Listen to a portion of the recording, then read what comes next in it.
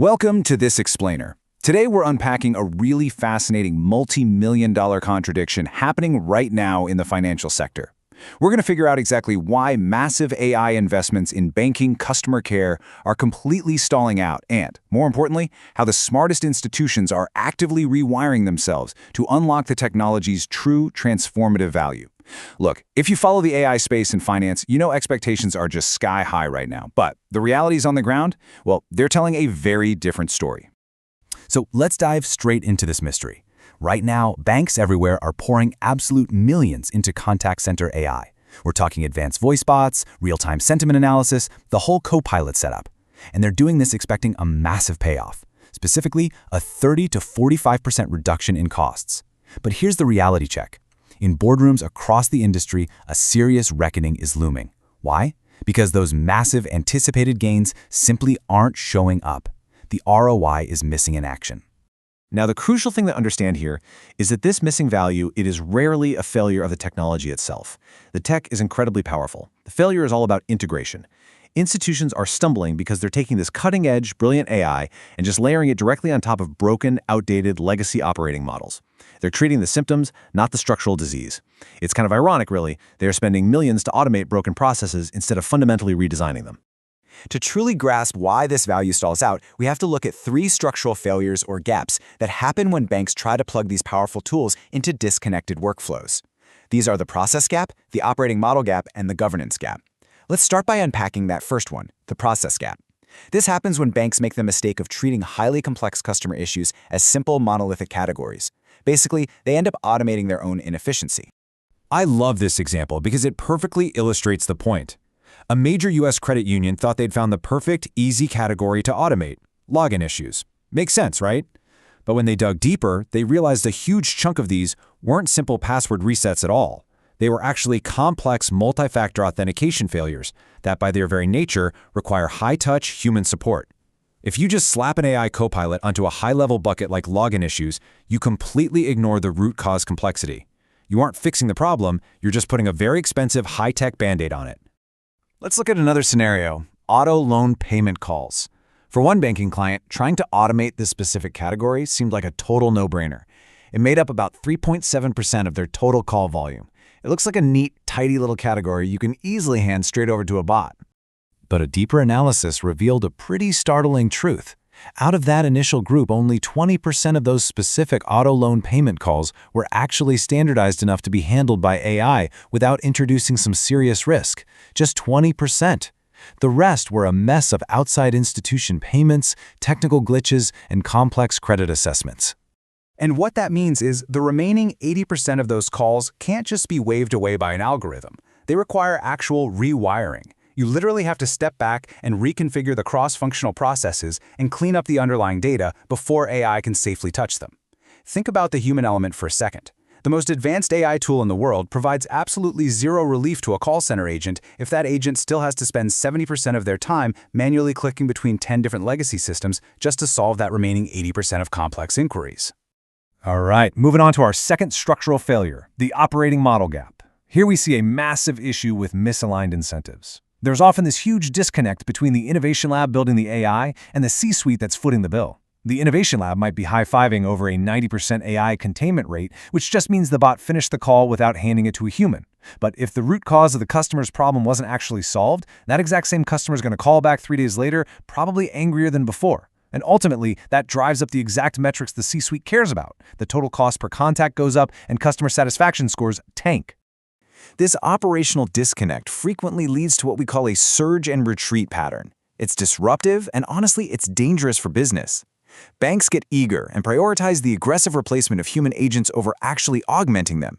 They lay off staff, assuming the shiny new AI will shoulder the load. And then, service quality completely collapses because the AI can't handle the complex root issues.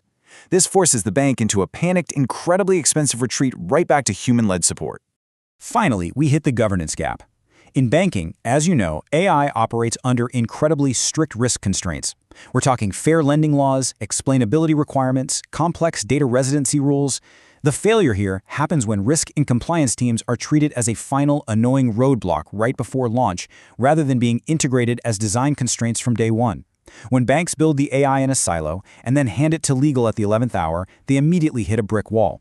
This turns what could be technological breakthroughs into endless, permanent pilots that never actually see the light of day. Section: How winning banks rewire, transitioning from tactical automation to strategic impact. Okay, so how do we actually break out of these gaps?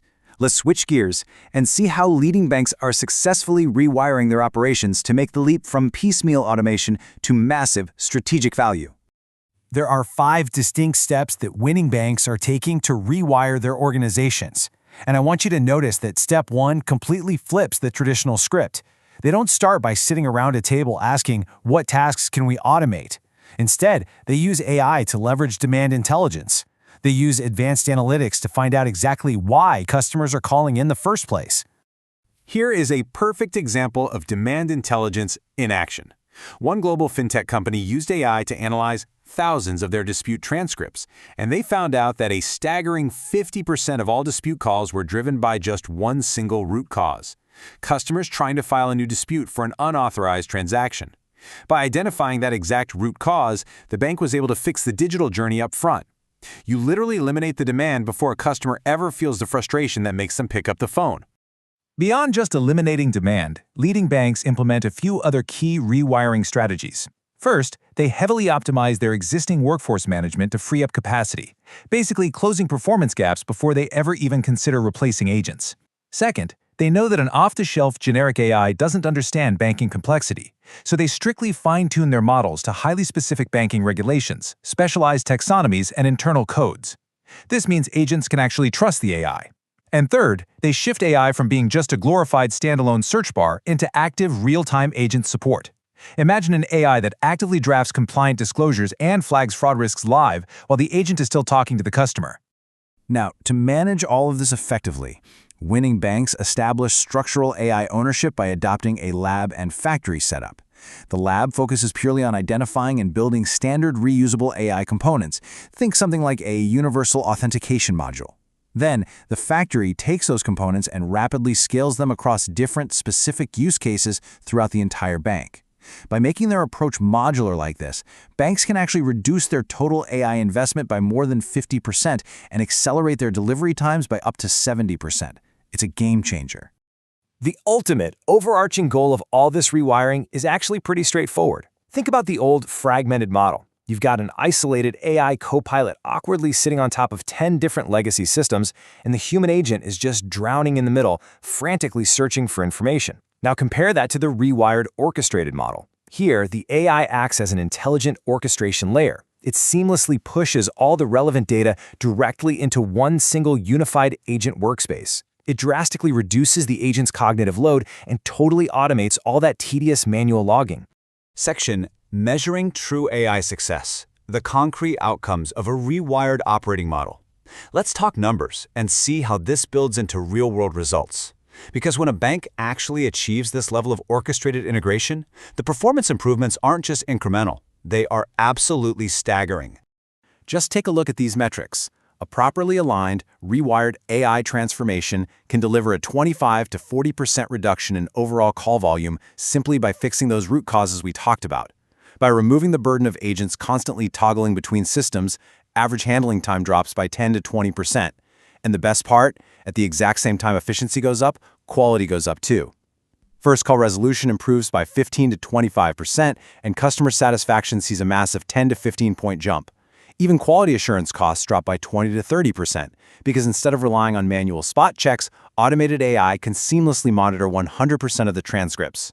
And listen, these results don't have to take years to materialize. In fact, one U.S. credit union ran a targeted 100-day quick win program as part of their strategy. By deploying real-time agent support and automating coaching insights, they cut their average handling time by 15% almost immediately. Within the first 6 months, they saw a 10% total cost reduction, which effectively reset their economic baseline and made their entire ongoing massive transformation completely self-funding. So what is the core takeaway from this explainer? It's that AI implementation in banking is absolutely not just a simple vendor deployment or a fancy new chatbot initiative. It is a fundamental operating model transformation.